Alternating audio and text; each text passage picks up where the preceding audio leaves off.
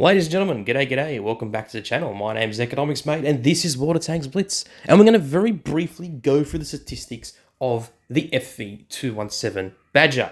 This is the tank that has been in the game for quite some time now. It's a tier 10 British tank destroyer. It's a collector tank, obviously. It is a very formidable tank. This is a tank that, if you know how to play it properly, you will absolutely dominate. Now, there's something I want to show you on this thing. So if you're playing this tank with your full, gun arc and your full 10 degrees of gun depression, you are basically going to be impervious. This tank is honestly a monster when it comes to hold down positions. However, you will notice that this area here is a weak spot.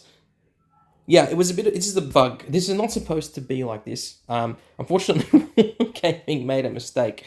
Yeah, you're able to penetrate this pretty damn easily. Now, of course, this is looking from another Badger with 370 mils on your heat rounds, even when it's, even when you're going full, hold down, you're going to be unable to pen unless you're hitting these areas here along the gun. So that's enough about the armor. As you can see, it's pretty damn good. It has got a great armor profile. So let's go down. So if you're using this thing with gun rammer and full provisions, you're basically going to get 3,774 alpha DPM, which is insane. For tier 10, it is insane. It's crazy. 7.31 second reload, 275 mils of pen.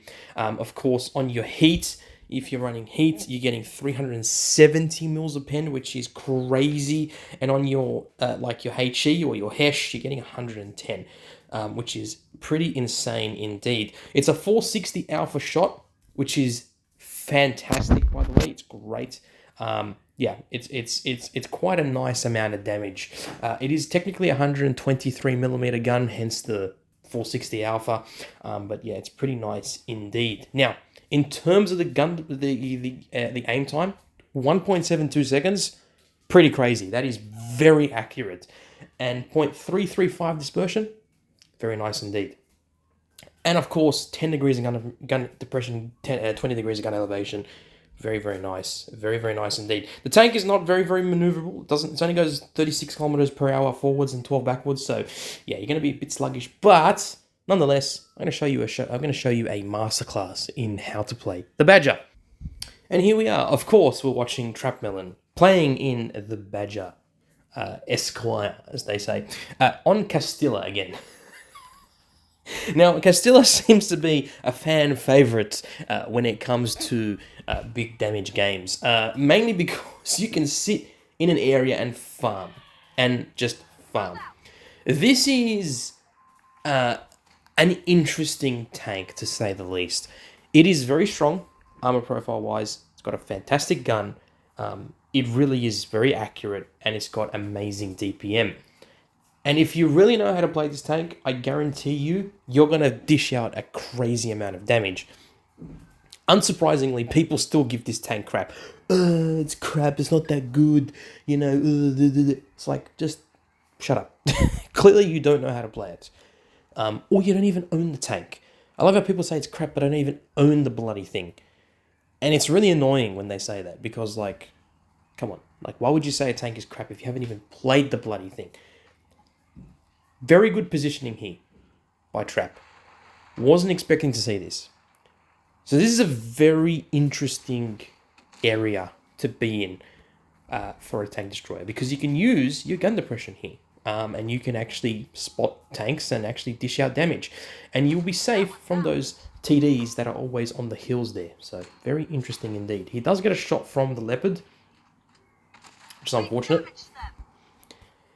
But he's getting shots into that, the Concept 1B. Now, he has taken some damage, but as you can see, he's bouncing shots from that other tank there. The Concept 1B is basically trying to hit the lower plate, which is understandable. The mouse is bouncing him. He needs to be very careful here. He doesn't pin the mouse's cheeks because, well, he hit the gun mantlet, which is understandable. But again, very interesting positioning indeed. Very interesting. I was not expecting him to come this area here. Wasn't expecting this at all. So interesting positioning here from TrapMelon. I'm not saying it's not a good position. It's actually a fantastic position for a tank like this. But he has bled a lot of hit points. So he has to be very, very vigilant here. He's got to be very careful. So Trap is going to show us what he does in order to not only preserve his hit points, but also stay alive. He doesn't have a lot of hit points to go by anymore. 2 more shots from, tanks that have 120mm guns and bigger, you're going to basically die, right? If they pen you, you're going to die, right? So his team is up 5 tanks and the enemy team has 4 tanks. The mouse is on 4 hit points.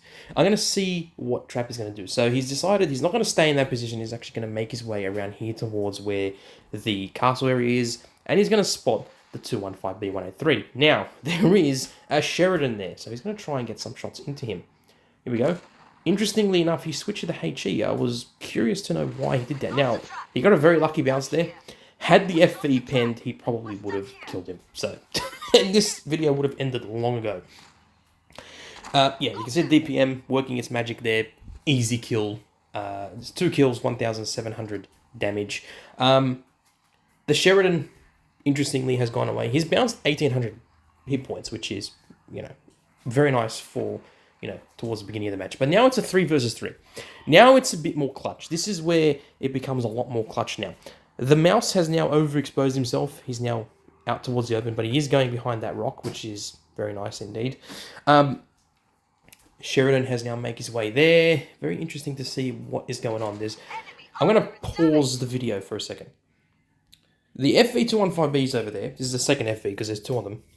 All right, he is past the cap right there. If you can see his silhouette, there he is. He's making his way down towards where the mouse is. The mouse is over there. He's out in the open. The E100 is also out in the open, and he's being chased by the Sheridan, who's going that way.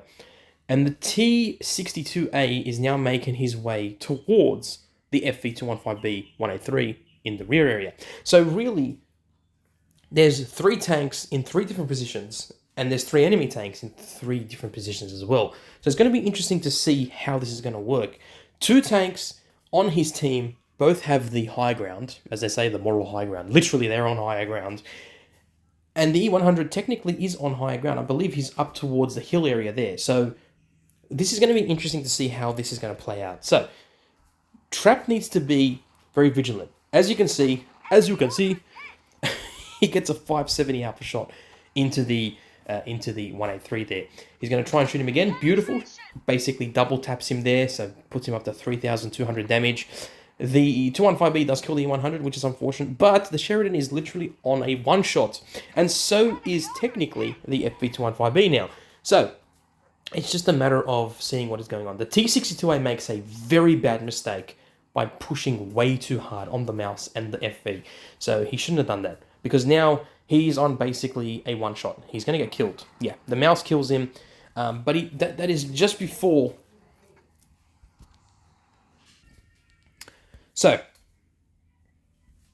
he's in a bit of a strife here. The Sheridan is on a 1-shot. He just needs to hit him with HE and he's done, or with Hesh and he's done, right?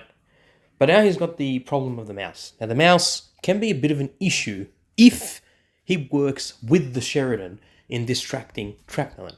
But knowing Trap, I highly doubt that is going to happen. So let's have a look here. Let's see what TrapMelon does and see whether or not he actually pushes on the mouse or tries to get rid of the Sheridan. Now, a smart move would be try to spot the Sheridan and kill him first before he becomes a nuisance and get behind him.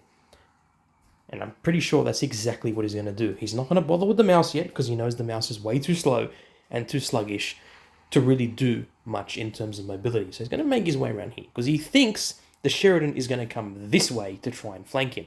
And you know what? He's not wrong. But notice how the mouse doesn't actually spot him. And maybe that's because he's already been spotted before. So, interestingly enough, the mouse is coming towards the town area. So he's trying to see where this Sheridan is, which is understandable. It's exactly what you're supposed to do in a situation like this, where there's a fast light tank that is basically a 1-shot. Don't worry about the battery thing. And you have a heavy tank that basically has almost all its hit points. There you go. There's a Sheridan. Boom, 1-shot, done. Now he can focus on getting rid of the mouse. So he's going to turn his tank around. Yes, it's quite slow with the track traverse. As I said, the mobility on this thing is not incredible. But what it means is the mouse knows where he is, and he's going to be pushing up on him.